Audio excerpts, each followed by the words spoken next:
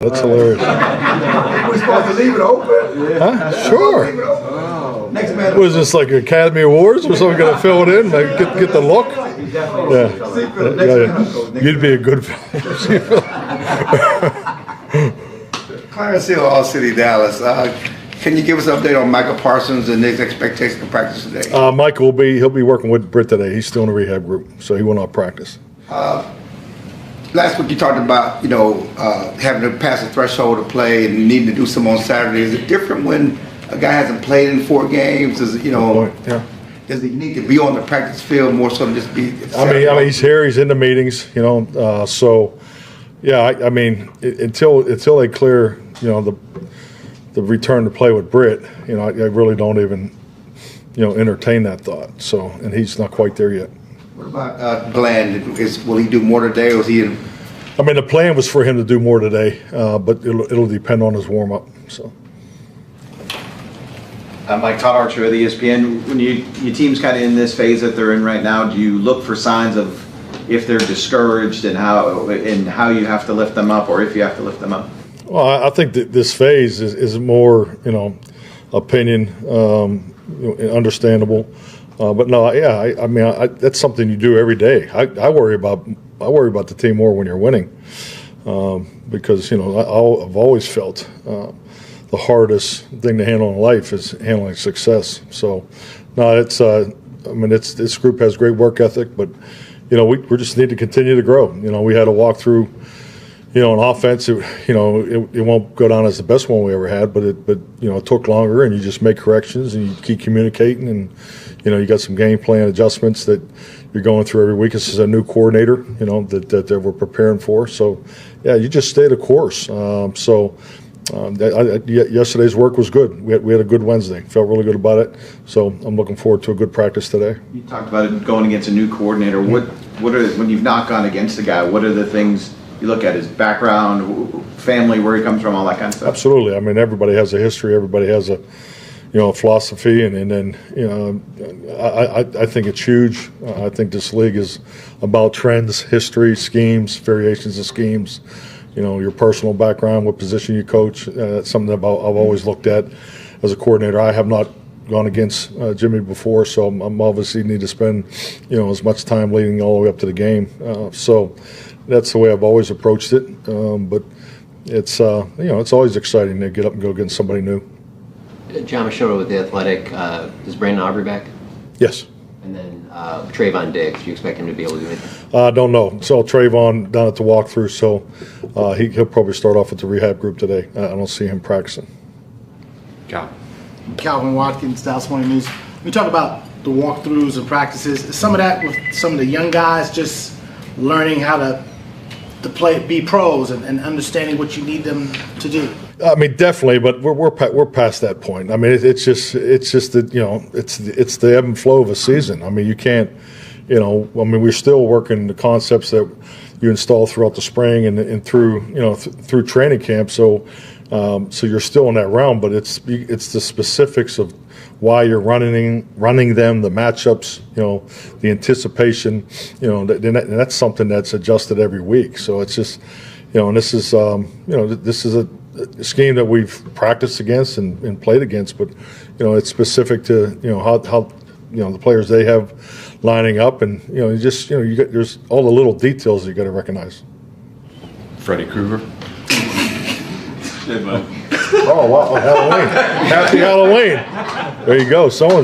Where's she at? We got some. You gotta have two. Patrick Walker, Cowboys.com. It's a lot being rightfully said about Kirk Cousins in that passing attack in Atlanta. But when you look at how you guys are trying to find consistency and stopping the run, you're going up against not only Algier, but obviously dynamic player Bijan Robinson, who can also do it as a receiver out of the backfield. Can you talk about the challenge of stopping him with your front four, but also the stress he applies to linebackers as a receiver out of that backfield? Yeah, absolutely. This is a very balanced offense. You start up front, 3 first-round picks. It's a good offensive line. And then you look at their perimeter players, and they have excellent, players throughout the perimeter. Very talented group. So, and they're in a good rhythm. They've been very, very productive. So, yeah, definitely. So if you are in your 2 high schemes, obviously the stress on the front is very evident, and he's a dynamic back. And I'll tell you what, the thing that I probably I don't say surprised, but been so impressed with is his pass protection. I mean, he's a 3-down player. I mean, he's a dynamic runner and also the ability to come out of the backfield, but he's a damn good pass protector too. Garrett Hodel, CBS Sports. Mike, you've seemingly played like star pass rusher in Atlanta. They're a team that hasn't had the greatest start to their season getting after the pass, and you've talked about getting calls off your call sheet. Is this a game maybe where you can call a game maybe a little more the way you would like to dictate terms a little bit more when you face a team that hasn't had the greatest start rushing the passer? Well, I think it's, statistically, I clearly understand where you're coming from, but, you just really, look at the matchups. Judon's someone we played against last year, so that's really where our focus is. But regardless, it's still important to get your calls off your call sheet. I mean, that's a goal every week, regardless of who you're playing. Aaron. Aaron Cousins, Lone Star Live. Trayvon was saying yesterday that the defensive backs kind of don't see the ball as much and are thinking a lot in Zimmer's defense. How can you maybe get those guys to go get some of those turnovers you've been talking about? I think a lot of these things are, when you get into philosophical, questions, and I think it's good that these guys have those conversations with whoever the question was asked by. But at the end of the day, I mean, we knew there was going to be a transition from our old defense to this defense, and that was part of the change. So, but yeah, it's. Hey, there's a lot of football to be left. I think the biggest thing we need throughout our whole team is just continue to, staying on top of the details, and the continuity will increase. Scott. Skyler Dixon with the AP. We've asked you quite a bit the last couple of weeks about how you think Dak's playing. And the argument could be made that he's the most proven path out of the hole that you all are in right now. It's kind of the age-old question of the balance of leaning on him to kind of get you through this, but not asking him to do too much or making sure he's not feeling like he has to do too much. How do you feel about that? Well, number one, this system is built on making the quarterback successful. I mean, that's the way I learned it 30-plus years ago. So, everything we do is built into that. And obviously the starting point of making a quarterback successful is running the football. So we can start right there. We need to get more production out of the run game, increase the action pass opportunities, and then from that, take it to the next step is the pass protection. And then, obviously the pass perimeter. So it's about making him successful.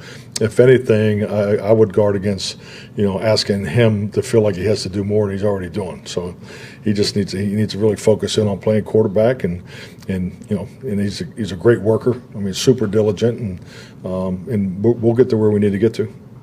Ed Werder, WFAA. Sort of on the Dak point of view, the interceptions, the turnovers, relatively uncharacteristic for him most of his career.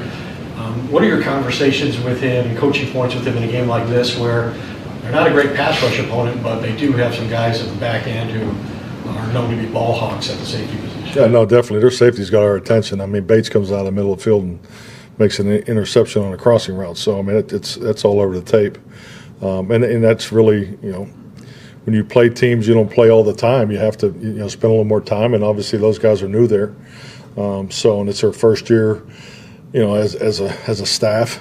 So, that's part, you look at all those things. And, but yeah, I think just like anything, we're playing on the road. So, it's not like we're playing, in high grass and all of a sudden there's not going to be no pass rush. That's not what I'm expecting. So, I mean, I've played enough games as an opponent in a dome, so it's, that doesn't really hold water with what I'm expecting. So, I think it's just, once again, just, we're going through it. We're preparing for what they put on tape.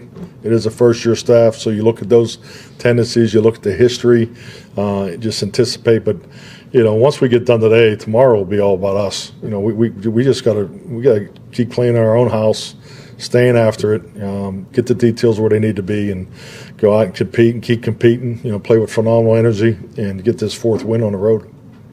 Clarence. Given the struggles last week covering the tight end, do you think that they will try to copy some of that? And what's the challenge of a guy like Pitt? They're tight end. Do you think they're going to try to get him the ball? Yeah. That was the challenge of stopping Pitts. Well, I mean, it's a challenge stopping him, every week. I mean, the kid's is an incredible talent. We had a chance to play against him as his rookie. But yeah, I mean, it's, once again, I think not only him, but the way they complement each other. I mean, that's a full complement, their offensive perimeter. So that'll definitely be a challenge.